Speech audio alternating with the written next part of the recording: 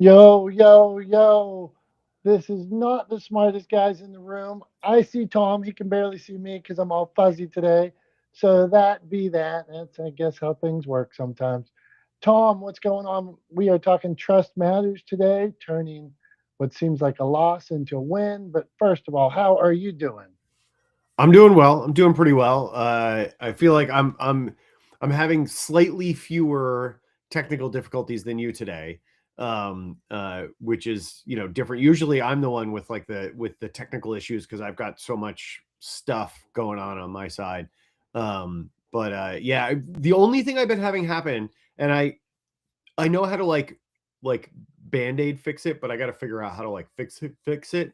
Is one of my monitors periodically just won't connect to my computer, and then I have to like go into the preferences and like trash the preferences and then reboot the computer, and then it works. But like it's happening almost like on a daily basis now that I have to do that in order to get this monitor to work, and it's the monitor that I use for these kinds of things. It's the one that's on the teleprompter, so it's the one I'm looking at right now. It's the one I can see your face on. So yeah, so it's annoying because it's the one that I have to use for any sort of video conferencing that I do for this, for this podcast. But it is what it is. I mean, at least I know how to like put a band-aid on it and get it working again. It's just annoying that I have to keep doing it. So I feel your pain because I had to do that before I got on here. I had to like trash the preferences and reboot it. It's a whole thing. But I don't know. I don't know why it's not working. Maybe that's what you got to do with your camera. Maybe there's a preferences file, and it's not, the computer's not recognizing it, and you just, if you trash the preferences and reboot the computer, it'll rebuild the preferences file, and you'll be off to the races. Who knows?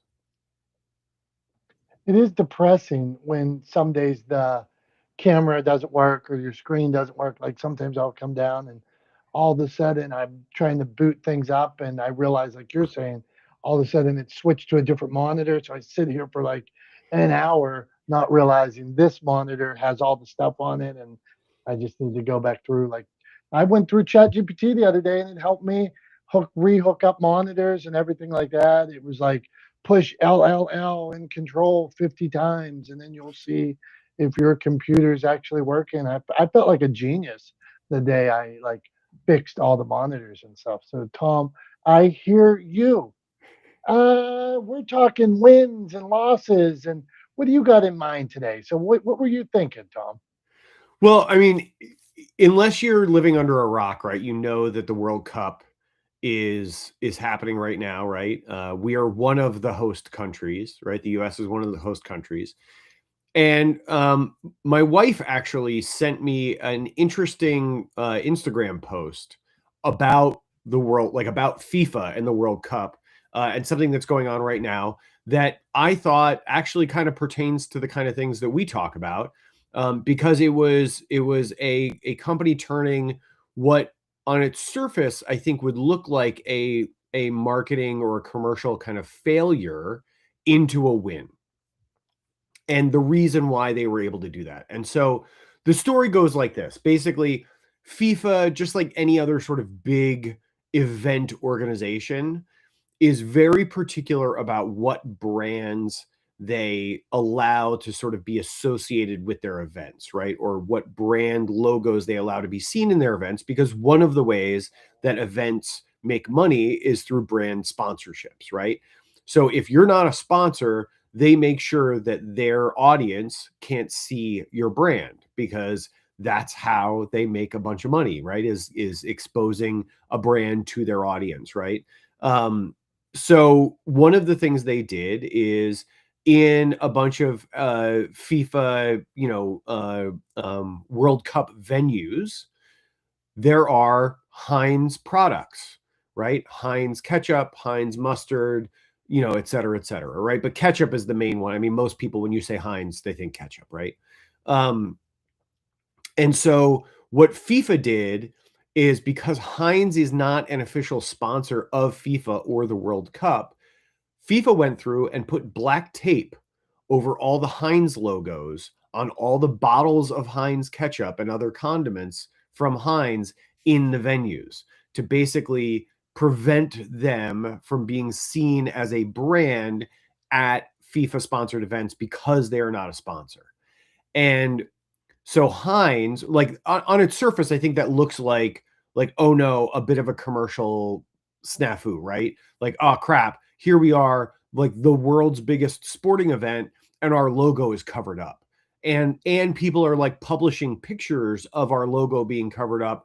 We're seeing it pop up online. There's people tweeting, Instagramming about it, posting it on social media because they just think it kind of looks ridiculous. But for us as a brand, like, oh no, this is a problem, right?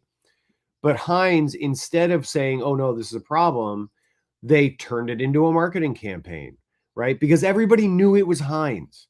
Everybody knew the ketchup was Heinz. They recognized the label, they recognized the bottle, right?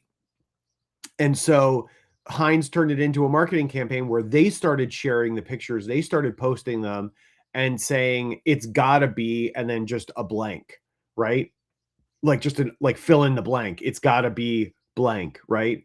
And everybody knew that what they were saying was it's gotta be Heinz, right? Which is one of their taglines. And so I thought it was a really clever way to turn what on its surface looks like a commercial loss into a marketing win. And what's really interesting to me is why they were able to do it. And the reason why they were able to do it is because they have built this brand reputation and this trust and this relationship with their audience over time, such that it is instantly recognizable, almost like they've become ubiquitous with ketchup, right? Like the Heinz name is like almost without fail. If you ask for ketchup somewhere, whether you're at a restaurant or at a friend's house, and you ask for ketchup, they put ketchup down in front of you, it's almost always going to be Heinz, right? Heinz is the ketchup.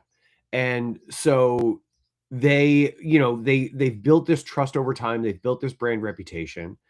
And so they were able to turn this into a win because of the work they've put in over, a century plus. I think Heinz has been around for a very long time, right? They're an old company. And so I guess the question then becomes, okay, great, but they're Heinz, right?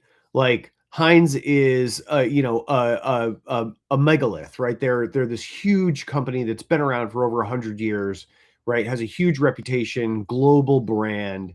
I'm just Tom, right? Or I'm just Dom, or I'm just whoever. How do I do something like that? Like, how does this apply to me?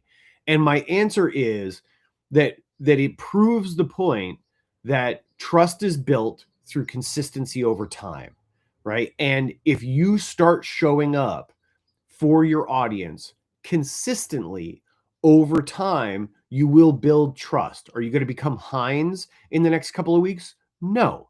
In the next year? No. Right? You're just not. It takes 100 years to get to where Heinz is now. But you can start down that path, right? You can start moving in that direction if you show up for your audience consistently over time. And I think, obviously, I'm biased. I'm gonna, go ahead and kind of like beat my drum again.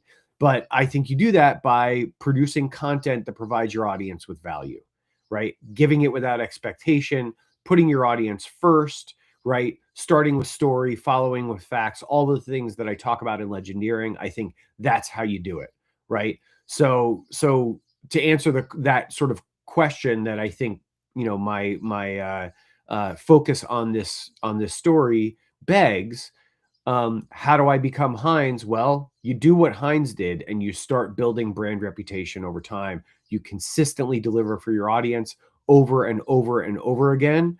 And eventually you will become the first thing that people think of when they think of what you do or what you sell.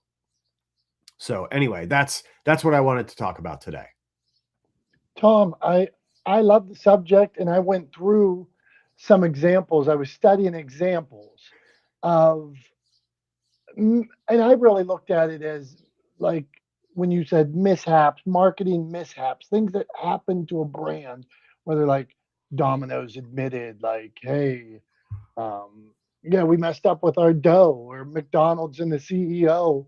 The CEO looked like a jerk when he took a small bite of the hamburger, but I still went to McDonald's a week later. I wasn't McDonald's had delivered the meal I wanted for 30, 40 years. So I go back to McDonald's. I don't care that the CEO uh, made a bad video. I laugh at it for a week or something like that, but I still go back to McDonald's.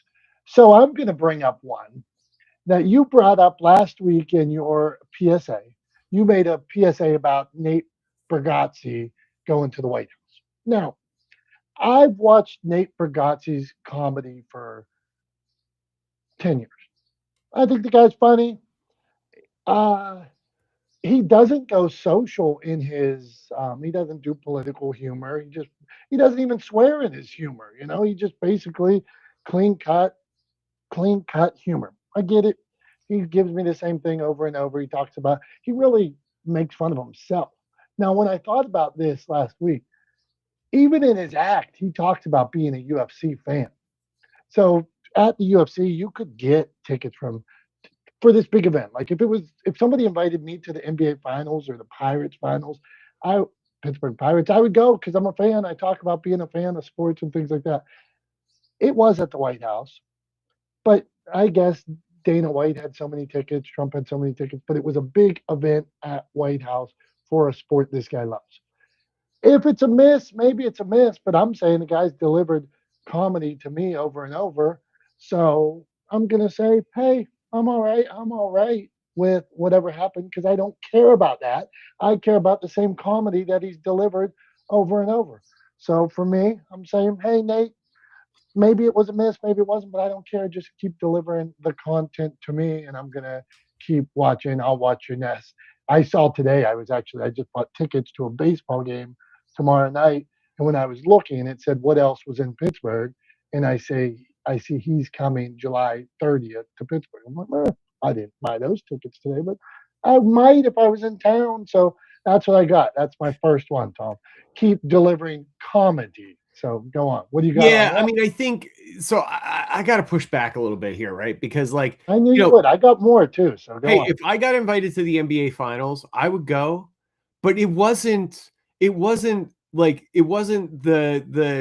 championship match, right? Like it wasn't the world title match.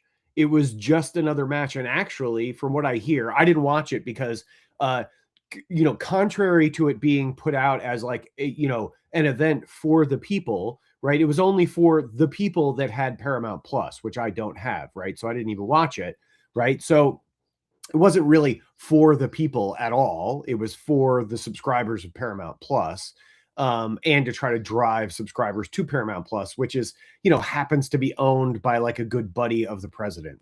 I'm sure just a coincidence. And the fighters were paid bonuses in the president's crypto stablecoin. I'm sure just a coincidence, right? But the problem is that it wasn't a championship bout. It wasn't the world championship of MMA, right? Or ultimate fighting or whatever, right? It was just another fight. So like the argument of, well, I would go if somebody, offered me tickets to the NBA finals. Well, the question is like, are the tickets in like the owner's box, like in Dolan's box? Right? Like if you got invited to the Knicks finals, like are they in Dolan's box, who is like notoriously a terrible person and a bad owner, right? Like, do you go to sit next to that guy? Right?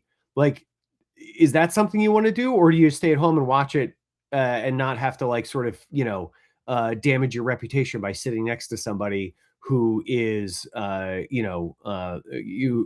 not a very desirable person? So I don't know. Anyway, I think at the end of the day, it's hard to swallow the argument like, oh, I just went because it was my favorite. Like, look, there's MMA fights all over the place all the time. Nobody has given him grief for going to any MMA fights. It wasn't just an MMA fight.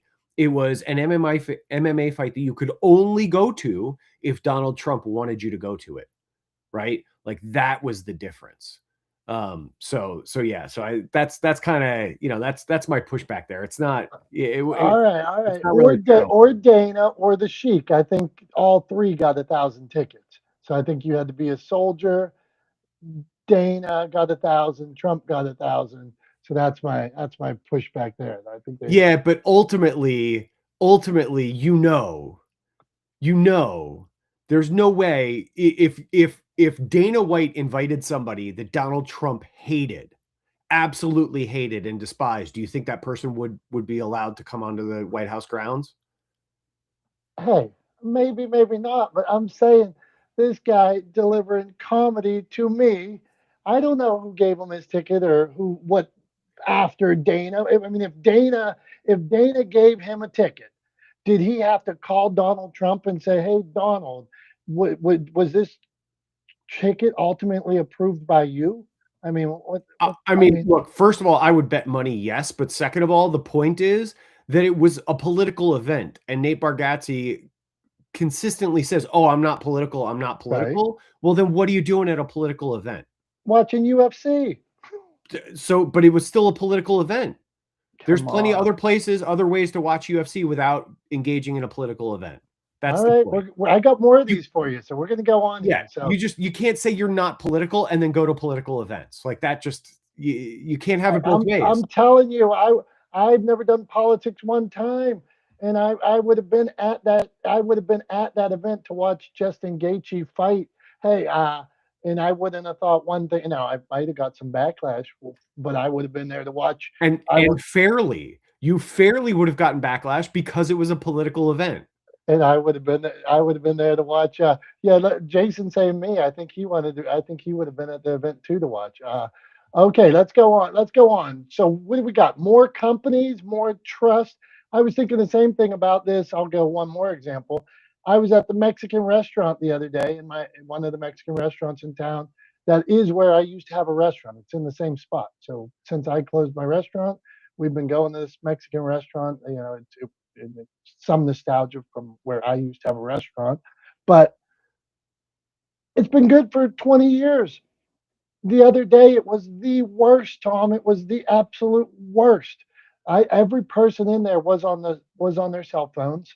The food was good. The service was terrible for like the first time ever. I mean, it was so slow, so bad. Uh, I'm going to go back because I trust that it was a bad experience that day. I'll give them another shot based on that. I trust what they've given me over time. This one bad experience does not, it did sour. And, but I will go back. So what say you then? Let's get to Holly. Yeah, I mean, I think in that case, like what trust earns you over time is second chances, right? Like it earns you the benefit of the doubt. So, because look, we all make mistakes, right? We all drop the ball sometimes. And I think, in all fairness, in that example, I would go back to the restaurant again. If I had one bad experience there over 20 years, right? I would go back. I would give them the benefit of the doubt and be like, maybe it was a one-off, right? If it becomes consistently worse, then yeah, you stop going, right? I think the flip side is maybe going back to the first example, maybe Nate Bargatze has learned his lesson, right? That like you can't have it both ways. You can't say you're apolitical and then go to political events. Maybe he never shows up at another political event, right, or any other event that is endorsed by or attended by Donald Trump. Maybe he just doesn't do it because it's not worth the backlash, right? Because he knows he's built up a lot of trust and equity with his audience over time, and he doesn't want to burn that. If he keeps going to Donald Trump events, I guarantee he's going to lose a lot of fans, right? Because people are going to say, hey, you can't say you're not political, but you keep showing up at these political events. Guess what, buddy? You're political. You just don't want to own it, right? And that's a problem, right? Then it feels disingenuous. Then it feels like you're being gaslit or being lied to, right?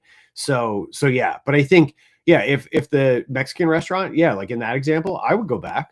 I'd go back again, give him another shot. One bad experience in 20 years. Yeah, I don't think that earns a boycott.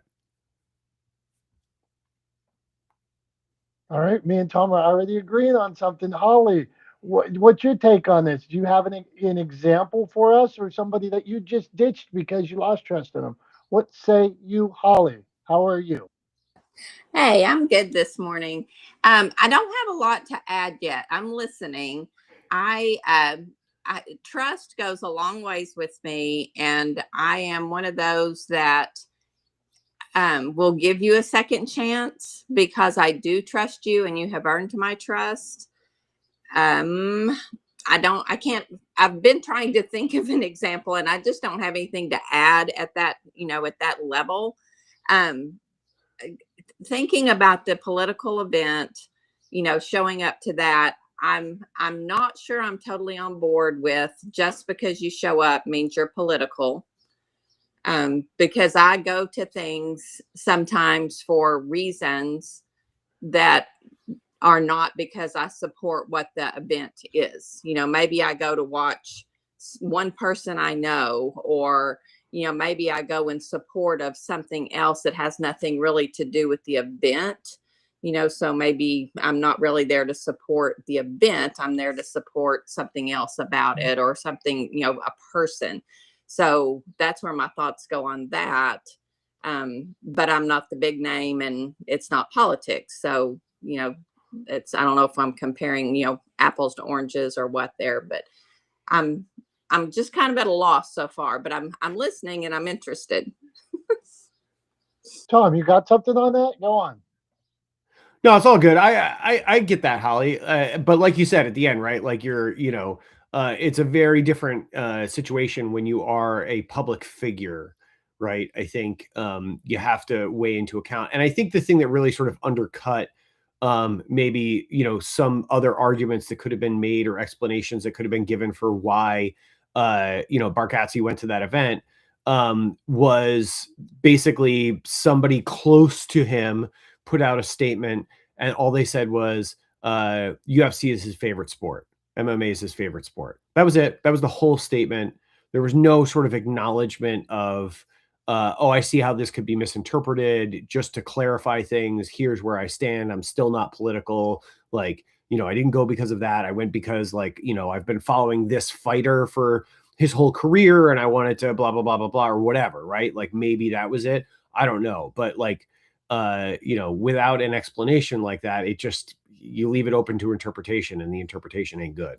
But yeah, so yeah, I acknowledge like what you said, Holly, that at the end, I think being a public figure puts it in a different sphere, right? So, because at the end of the day, nobody cares, right? If I go to a political event or Dom goes to a political event for any other reason, right? Maybe we go because our favorite band is playing, or, there's a boxing match and Dom's a big fan of one of the fighters or something like that. Like, and we don't go because of politics, but nobody cares either way because we're not public figures. We don't have, huge audiences like he does. So anyway, that's my thought.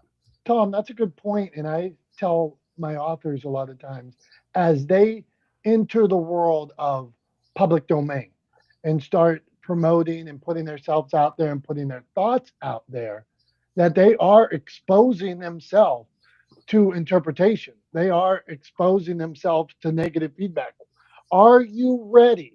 Are you comfortable when you put your story out to the world that the response that's going to come back? And so knowing that, they need to be ready for pushback. If you like you said, you go to, nobody cares. And if me and you go, nobody would have cared. But the higher you swim and the more you put yourself out there, the more you open yourself up to judgment, people are going to care. Hey, why'd you do this? Why? Like, I smoke a cigar at Steeler games sometimes. Like, I say I share inspiration, positivity, and smiles. I feel me smoking a cigar with my dad or with my friends is inspiration, positivity, and smiles. One of my buddies called me one time and he said, Dominic, I see what you do. And I'm like, what are you talking about? He's like, I see you with that cigar. And I'm like, what do you mean? He's like, you're smoking poison. And I was like, it's one cigar with my family, with my friends every once in a while. He's like, yeah, but you wouldn't hit yourself over the head with a hammer one time, would you? Because it's just a little bit bad. And I'm like, well, Tom, and I put myself out there by sharing a picture of me and my buddies smoking a cigar, and this guy's gonna pass whatever judgment he would. Had I not put picture of myself out there smoking cigar, well, I guess I wouldn't have got that feedback. So before Jason, we're gonna go Jason and Julie, but speak on that, Tom. Well, I was just gonna say, I mean, what is that? Does that friend of yours think that like positivity and smiles is the same as like I'm living the perfect life or something like that? Like that's just strange. At the end of the day, like people derive joy from a variety of different sources, right? I mean, like I'm a lunatic. I find joy in spending, you know 7, 8, 10, 12, 14 hours a week exercising, right? Like that's crazy to most people. They would look at me and be like, what are you doing? You're insane. To me, I find joy in it, right? It makes me a happier person. So I do it, right? But I think, and also, as you well know, I'm often will have a cigar at the end of the day, right? Like I also have a whiskey collection, right? I mean, like square all those circles. It just people are enigmatic and individual, right? And so and idiosyncratic, and you have to accept that. And it's a weird it always strikes me as weird when people try to forcefully impose their own sort of ideas or perceptions on what the world should be onto other people in such ultra specific, like personal behavior kind of ways, right? Like, to say, hey, you having a cigar is the same as hitting yourself in the head with a hammer, and that's not positivity. Like that is a hell of a leap to take, buddy. Right? I mean, like, I don't know, you are skipping all the steps and just jumping from the roof down to the ground. Like, I mean, that is a hell of a leap. But to each their own. I just think it's weird when people kind of like impose that sort of like very particular, view on others. Let people find joy in their own ways, man. I hear you, man. All right, this is not the smartest guys in the room. Julie, hold on. We're going to Jason because I know Jason's a UFC fan and he's going to give me some love here. So, Jason, before we get to Tom's thumbs, what do you got for us, man? I think that you guys are making a lot of great points, but being political event, no. Um, if I were to cross-examine you to prove something that exists, Tom, I'd be asking you questions. Was there a campaign mentioned at any time? Was there policy referred to at the fight at any time? And since you didn't watch it, but you only maybe have gotten glimpses, what did you take away, or did you have a political party bias in which you're making an assumptive view on the just the publication or the indication in social media or how people have talked about it? Because a lot of the things that if you, let's say you I represent, let's just say, the Trumps, right? And I'm going to accuse you of defamatory remarks because you're a public figure. Now, you said it was a a political event, politically motivated. It could have been. Many more presidents have held many events on the White House grounds, even changed the grounds many times. But you still didn't provide actual proof that it was politically motivated. Maybe because the way that you vote, like many others who are, let's say, anti-Trump, would believe that. But if we looked at the statistics of the actual viewers who watched the event, even post-event and recorded, the numbers weren't very high. And as far as what it represents is something more sinister, is because it's a herd mentality. If I herd you together and say something in sensitivity awareness to your cognitive ability and non-cognitive ability, then I would put you in question and I wouldn't listen to you, because I would end up finding out that more or less just by laying the table, or setting the table, as we say, let you eat, and then we get to see what you're really full of. But I'm not doing that to Tom. I'm using it as an example. This is what happens. And when we give opinions about things about that are optically have to be this way, we have to ask ourselves, is it my participation or my assumption about the things that are taking place in and translating what they translate to? Uh, and the thing is, like, for example, Tom's Thumbs. I enjoy Tom's Thumbs. Sometimes I feel he's very much of a cynic, and I'm like, well, he talks about positivity, but the tone of his voice tends to produce non-positivity. But if you look beyond what your impression is, what is he saying? What are the things that he sets the table with and lays out in foundation? It's his personal view, and there's nothing wrong with that. You have a personal view, just like opinion, but doesn't mean that we react to all personal views and opinions. We can take the view of a Stoic and observe yourself, observe how you feel, observe what other people say. Take some time, maybe take 3 days. You still think the same thing that you thought impressionally at first? More likely there's going to be some nuances, but that's just an example. So hopefully that answers your question, Dom. All right. Thanks, Jason. Tom, what do you got for us, man? Yeah, I mean, I would just say appreciate that, Jason. And appreciate you being here. Appreciate your point of view and you sharing it as always. I think from my perspective, I concede. Yeah, lots of other presidents have hosted lots of events on the White House grounds. Absolutely. In fact, back in his day, Teddy Roosevelt hosted a boxing match. I think he actually boxed someone on the White House grounds while he was president, because he notoriously a big boxing fan and a boxer himself. But I would also contend that any event hosted on the White House grounds by a sitting president is inherently political, because the president is a political figure. They are a politician by definition. And so any event that they host is inherently political to some degree. I never said it was politically motivated, but it was definitely a political event. I think any sitting president that hosts any event at the White House, that event is de facto political, just by nature of its host and the venue. But yeah, I mean, I think at the end of the day, again, I have no issue with hosting an MMA fight on the White House grounds, right? Like I'm not gonna die on that hill. I think the thing that like sort of really irked me about it was the grifty nature of it, right? That was what really kind of got me, was that Trump and his family were using it as a way to make money, and that bugs me, right? I think that's a problem. That's not something that's good.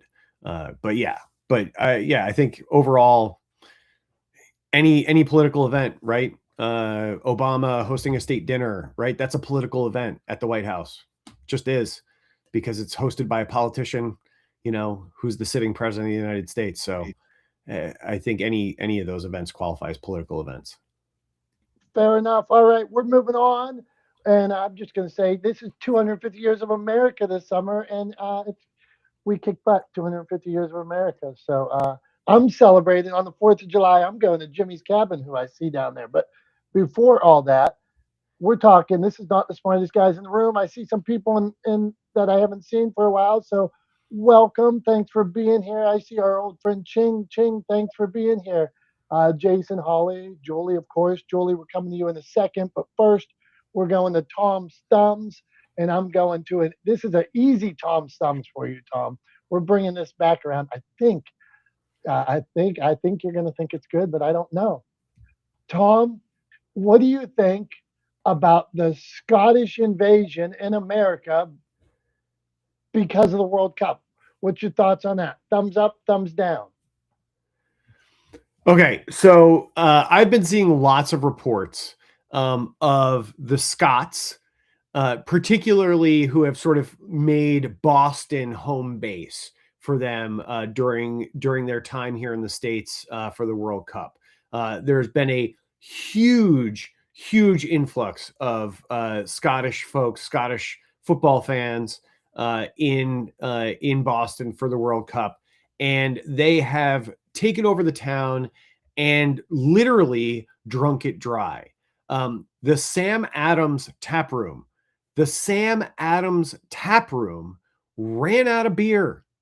They ran out of beer. The tap room for the Sam Adams Brewery, that beer that you can go into any store anywhere in the country and buy some of their beer, right? That's how much beer they make. They ran out of beer.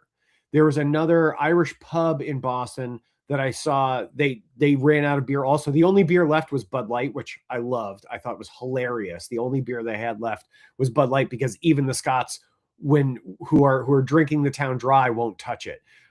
So I thought that was hilarious. But they tripled their St. Patrick's Day sales in frickin' Boston. In Boston, they tripled their St. Patrick's Day sales in one weekend with the Scottish invasion for the World Cup. So, yeah, they have taken over Boston. But I think here is the thing that really kind of sums up how they've landed in the city and the way they've carried themselves. Despite the fact that they have drunk the city dry, despite the fact that they drank all the Sam Adams and that they've tapped out a multitude of other bars, despite the fact that I heard a story that a woman went into a liquor store in the Boston area, bought 2 bottles of water, and got booed for buying 2 bottles of water by a bunch of Scotsmen who were in the store, which is kind of hilarious. Despite all of that, they went to Boston Common, this huge Boston sort of like big downtown park in the center of Boston, the Boston Common, right? They went to the Boston Common. They were having a great time, hooping it up, partying, hanging out, drinking, et cetera, et cetera. And there was one guy, a gentleman there who worked for the Parks Department who was cleaning up after them, right? And he did an interview. And they were asking, you know, how big a mess did they make? Did they trash the place? And his response was, no, actually, there's very little to pick up. I'm one person and I can easily do this job by myself. They've carried themselves well. We're happy to have them here. Welcome to Boston. We love you. And I think that sums it up, right? When you go to another country, when you drink all their beer and they still love having you there, right? I think it's a testament to how well you've carried yourself, how well you've comported yourself, even when clearly inebriated. So to the Scottish soccer fans, football fans taking over Boston and drinking the town dry, I give them all a huge thumbs up, and hopefully I'll get to hoist one with them soon. Tom, I like it. I was hoping you'd say that. I don't think you can be too. The word cynical was used earlier. I don't think you can be cynical about it. It's just good, you know. And I hear them cleaning up after themselves, them bringing business to the United States. Now they're rolling down to Miami. I see the kilts walking down South Beach, and the bagpipes playing. So, and then I'm hearing them saying how nice all the Americans are treating them and how they're welcoming them. Seems pretty good to me. So I am glad you weighed in positively on the Scott takeover. Thank you, Tom, as always. I'm happy I could give you a thumbs up and for once not be your heel and not be too cynical, which is, it's always funny to me when people describe me as cynical, because I am actually like, and you know this because you know me personally, right? But like I am actually an eternal optimist, right? Like I wholeheartedly, fundamentally believe in my heart, deep down, like no matter what happens, you know, no matter the challenges that I face or the people around me face or we share, I'm like the first person to say, it'll be all right. We'll get through this. Let's just keep going. Right. Like I am that guy when everybody else is like, there's no way we can do this. I'm like, let's just try. Let's keep going. Right. Like I'm that guy. So I totally get how I come across as cynical because I'm also like very pragmatic at the same time. But I'm also like, I'm definitely, you know, deep down, just an eternal optimist and always believe that everything's going to work out okay. So yeah, it's always funny when people describe me as cynical to me. Cause I'm like, yeah, I mean, I guess kind of, I could see how you think that, but yeah, if you know me, you know that I'm always optimistic. Tom, that's a perfect segue here. And I love that about you, that both sides, one, you believe in a brighter tomorrow, but also that you're pragmatic. And I feel like I'm the same way. Like I was on a plane next to a lady one day and she was afraid of that a crash. And I said, "Oh, well, it's lucky you're sitting by me because I believe if this plane goes down, I'm going to jump out and land in a tree." And she was like, "Well, I'm glad I'm sitting by you." And it made me think yesterday, me and my daughter were in a convenience store and buying a giant Mountain Dew and whatever she was getting an energy drink. And I said to the lady at the counter, she was like, "How's it going?" And I was like, "It's the best day ever." And she was like, "Really? It's the best day ever?" I said, "Yeah. And tomorrow is going to be even better than today." And I'm like you, Tom, the optimist in me says, "Yeah, today's great, and tomorrow is going to be even better." So, uh, what do you think about that? I think the difference is that like I'm eternally optimistic, but I'm not always upbeat. Right. So like it's funny because like I would never answer that question if somebody was like, "How's it going?" I'd be like, "I'm doing all right. How are you doing?" You know, like it just I would do the pleasantries thing, but I would never be like, "It's the best day ever." It's just not me. Also, like on a plane, like I don't get stressed out about flights. I've spent a lot of time on planes, probably more than most folks traveling around the world, but I don't really worry about flights at all because again, my pragmatism breaks in. I don't think I'm going to jump out and land in a tree safely. I just simply acknowledge the fact that there's nothing I can do. Right, there is literally nothing I can do. If the plane is going to crash, me getting upset or freaking out or stressing isn't going to change anything. And so like I'm not gonna waste my time on it. I'm not gonna waste my anxiety on it. Also, I'm a little bit broken. I don't know that I like feel fear the same way other people do sometimes. And I think my wife has kind of pointed that out to me. Like I just thought like, oh, everybody's like this, but apparently I'm a little bit weird in the way that I whether or not I feel fear. So yeah, so I don't know. That's my take though, is like that's where my pragmatism makes me a little bit different. But I think the thing we have in common is like a fundamental belief that like everything will work out, right? Like that is always, that is consistent, that thread, that through line is always there with me no matter what. I always believe. I don't think I've ever had a moment in my life when I haven't believed that everything was going to work out okay.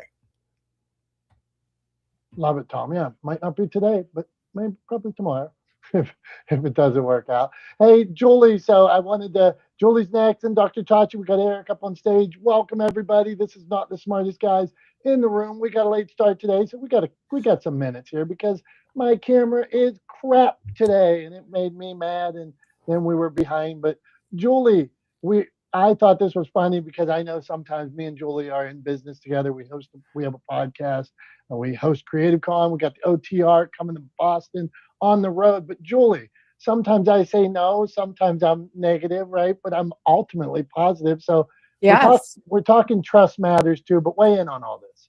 Well, first of all, Tom has me all worried that there's going to be no alcohol left in Boston when we get there. Number one, that was my biggest concern. But seriously, Dom always comes at me no matter what. His standard line is no, but it just takes a little bit of finessing to get him to the yes. So I've learned the tricks of the trade. So if anyone wants to get Dom to say yes, just reach out to me. I'll tell you all the tricks.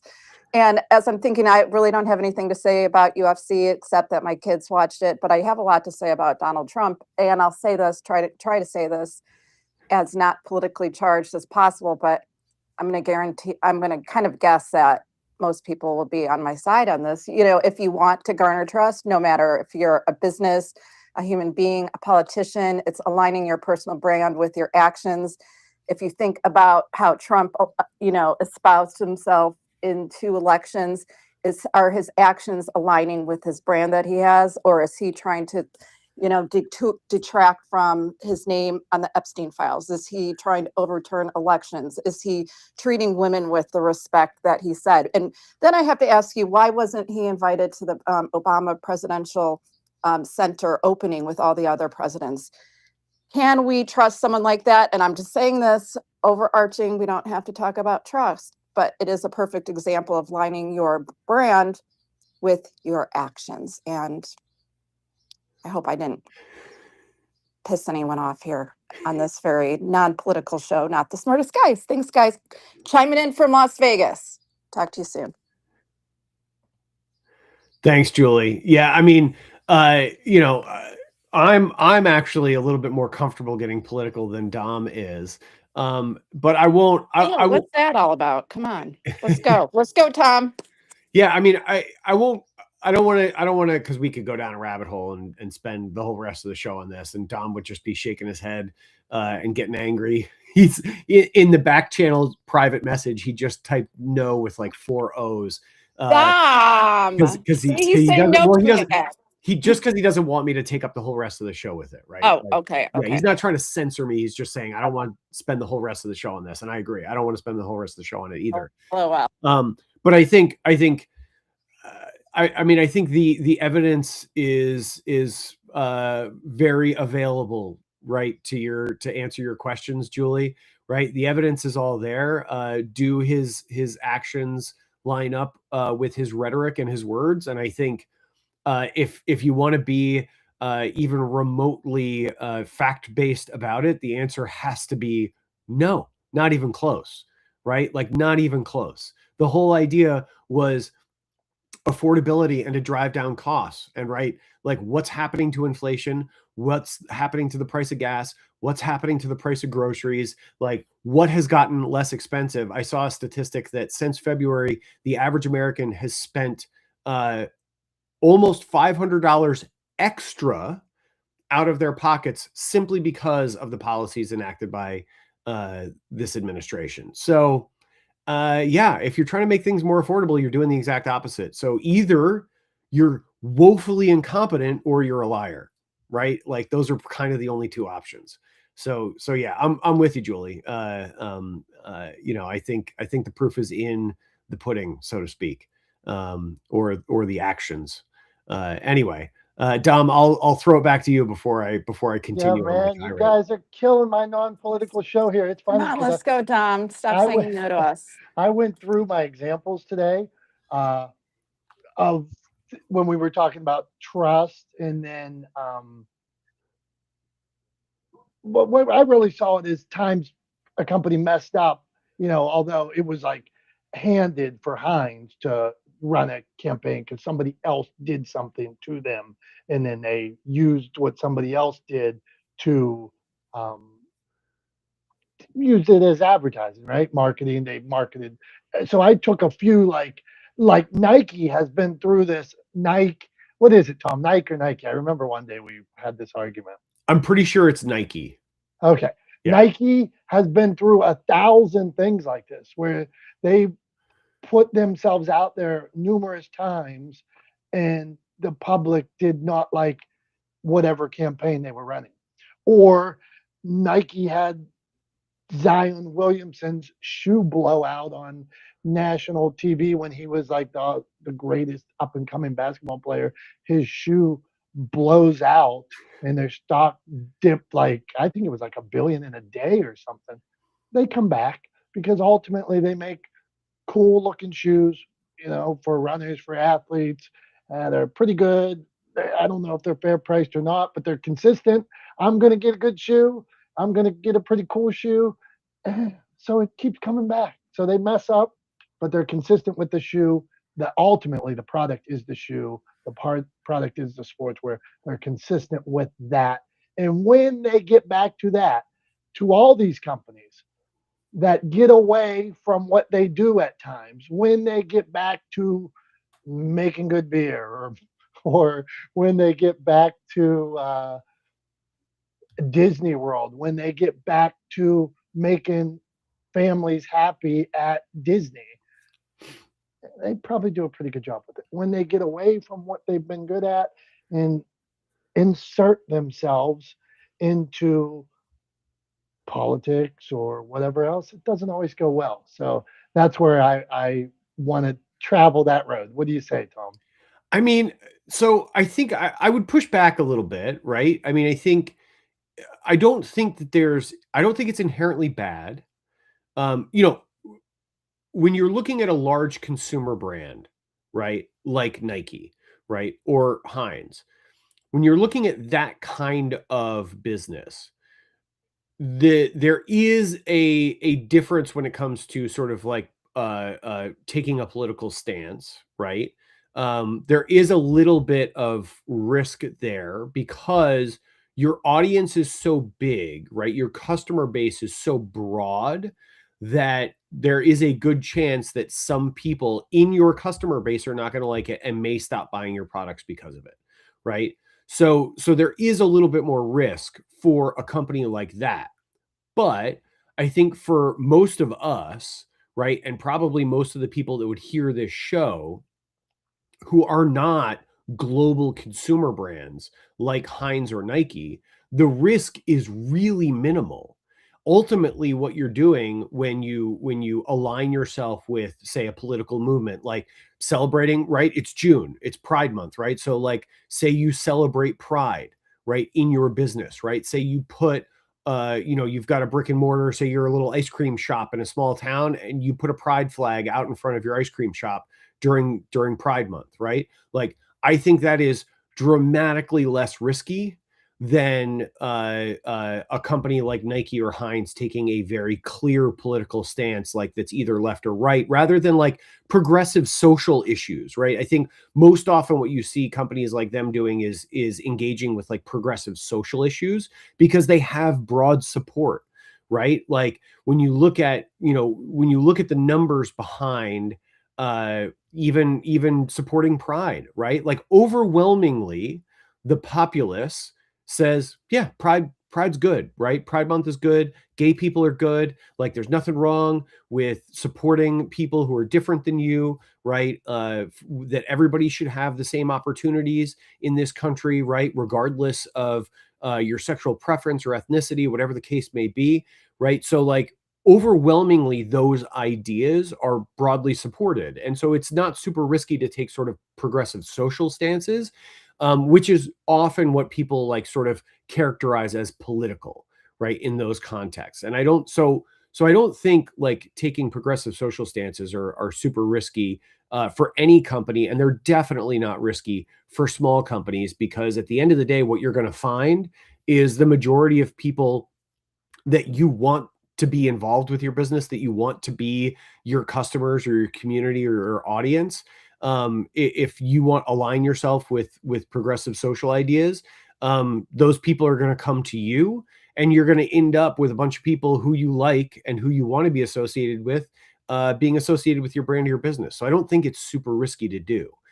It may feel scary because there is that idea of like, oh no, some people might not like this, right? But at the end of the day, you just kind of have to like take a deep breath and power through that fear and understand that on the other side of that, there's far more opportunity, and you're actually limiting yourself by giving into that fear. So that's my thought on those kinds of stances and those kind of campaigns. Curious to hear what you think about this, Dr. Tachi. We're talking about the Heinz turning the FIFA censoring their logo at all their venues into a marketing win by using those images in their marketing and advertising over the last couple of days. Curious to hear what you think about trust, why it matters, and how you can turn something like a loss into a win. Okay, so I'm trying to understand. I'm not sure what happened with Heinz and the logo. Can I get a tiny bit of a preview? Yeah, absolutely. So basically, Heinz, FIFA covers up logos of anybody who's not a sponsor at any of their events. And Heinz is not a sponsor, but a lot of the venues have Heinz products at their concessions. And so what FIFA did was they went around and put black tape over the Heinz name, over the logo on all the bottles, right? So there's all these pictures that started popping up online of Heinz ketchup bottles with black tape over the word Heinz. And so Heinz turned it into a marketing campaign, posting those pictures themselves and saying, it's got to be, because it's got to be Heinz is one of their logos or one of their taglines. But instead of the Heinz, it just said it's got to be blank. And then the picture of the ketchup bottle with the black tape over the Heinz logo, basically saying like, even when the logo's covered up, you still know if you want ketchup, it's got to be Heinz. Thank you for that. Okay, I didn't catch that part of that. So thank you. That's brilliant. Number one, I think that's You brilliant. should have said I didn't catch up that, Dr. Tachi. So no, Oh God, continue. Go on. heavens! And by the way, I can't stand ketchup or catsup or whatever it's called. That's the well, they're all terrible condiments, but I hate it. So I wouldn't have said that. But in any case, yeah, I think that is brilliant marketing. And again, making lemonade out of lemons, or turning your lemons into lemonade is fantastic. So I think that to speak to that part of it, they've already built a brand and they've built, as you said, trust over years. So here's the thing: when people know and recognize your work, even if the name is covered up, they know it's you. So if you have, for example, a signature style of something you do and you do something in a particular way and it's that good, you can do something. Somebody could try and thief it, to use vernacular, from you, but people would know, oh no, that's such and such. I recognize that. That's why there are people that when other people try to pop up and use their systems or their styles, people right away are like, you took that from such and such because you branded yourself in such a way and have garnered such an amount of trust that people know that it's you before you even enter the room. People know that it's you before they even see the name. So that's kind of what comes to mind with that whole situation. I don't know if that's what you were looking for in terms of an answer, but that's what I thought of. Dr. Tachi, perfect in that you brought up something we hadn't talked about yet, that trust that is in the room before you enter, right? Heinz delivers, man, in Pittsburgh. They have, in Pittsburgh, there's signs that says like Heinz verified in a restaurant. If you don't like on the windows, people put Heinz verified, and that means you're serving Heinz ketchup there. That's how important it is around here. Oh, you Pittsburghers. And they tried to move out, but we still love them. Okay, trust matters. We're talking about people you trust, businesses you trust, time people recovered. Eric, what say you on the subject? Then we got some PSAs. What's going on, my friend? Hey, good to be back and hanging for a minute. I got to say you're wrong on all points and somewhat right on a few. How's that? Well, do tell, man. You get more time than that. This is a safe space, man. Give us some wrong, give us some right. What do you got?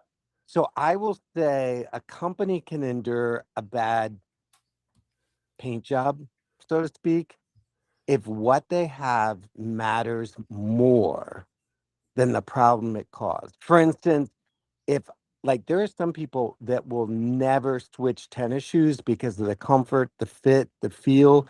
And I know for us men, we are like, honey, do not buy me Fruit of the Loom. I've been a Hanes guy all my life. Don't go switching on me.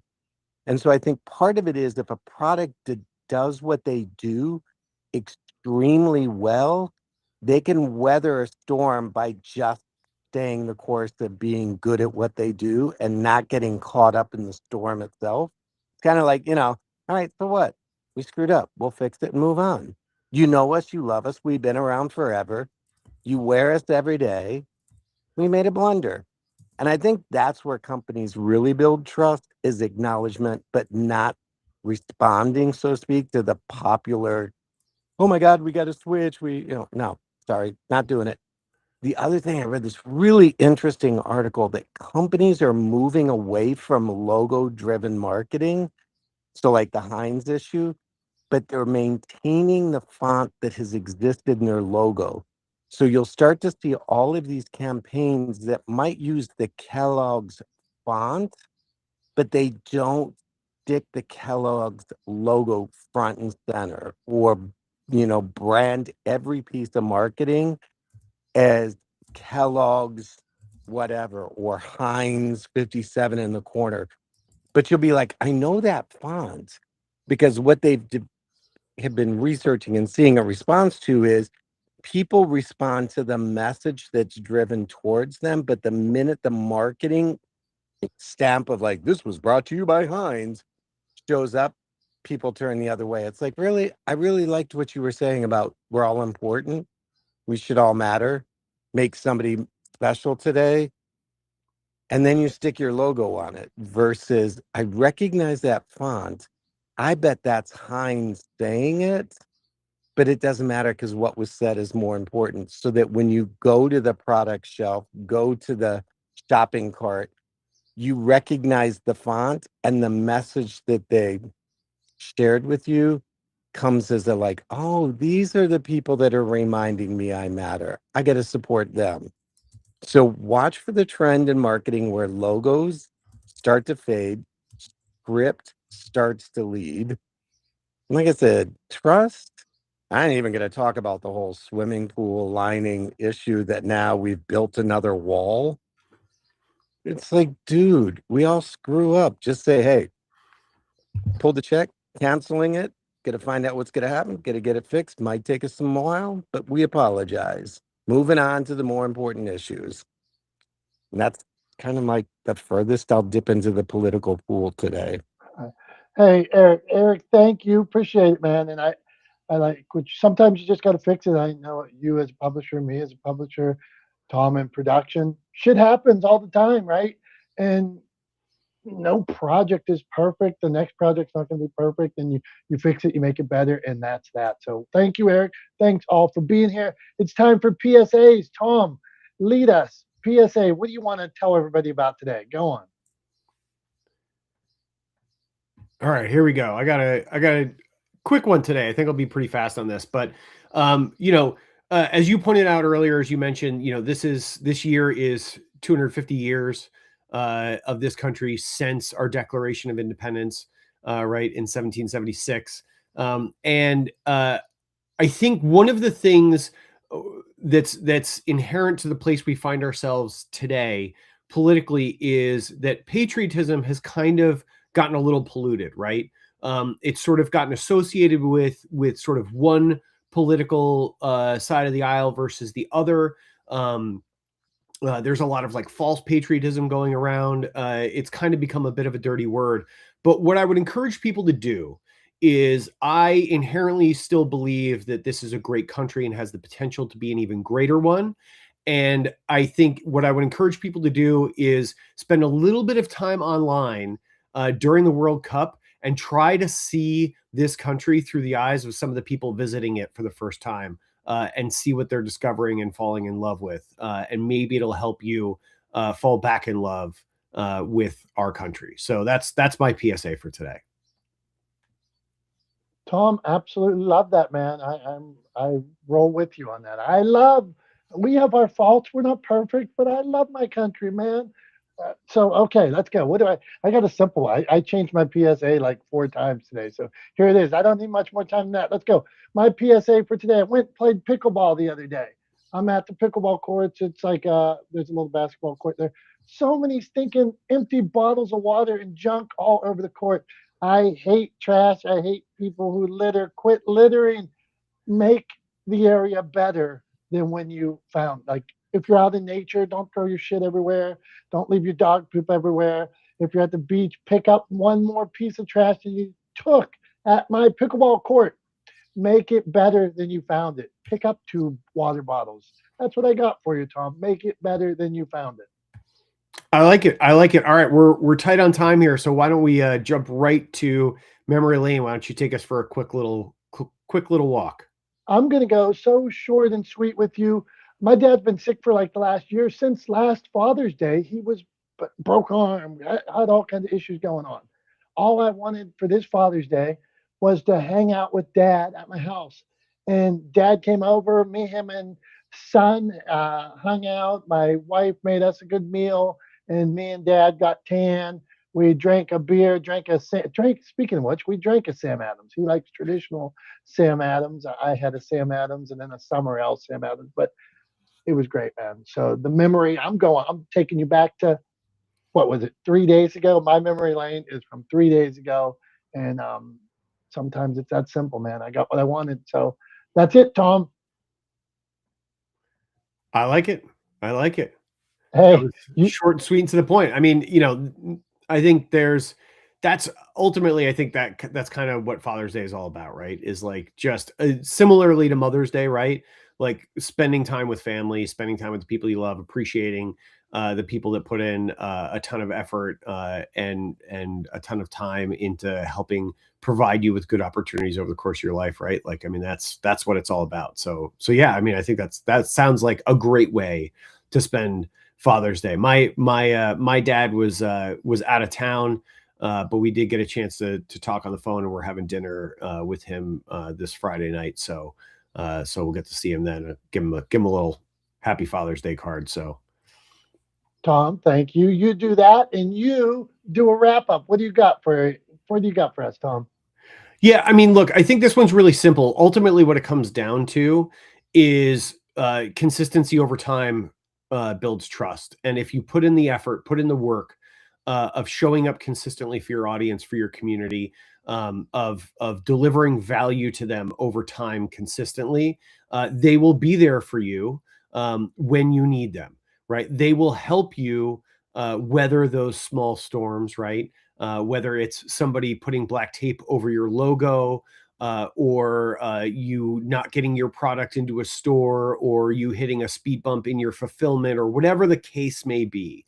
Whatever those small storms are, they will be there for you. They will help you weather them if you put in the work up front and build that trust, right? Ultimately, I think a lot of times what that trust equates to is brand equity. So really what you're doing is by showing up consistently for your audience, by delivering value to them time and time again, and demonstrating to them that you can be trusted to do that into the future. What you're doing is you're building up that equity. And so when you do encounter some bumps in the road, as we all do from time to time, they will be there for you to help you over them. So that's all I got for today. I think that's all the summary we need.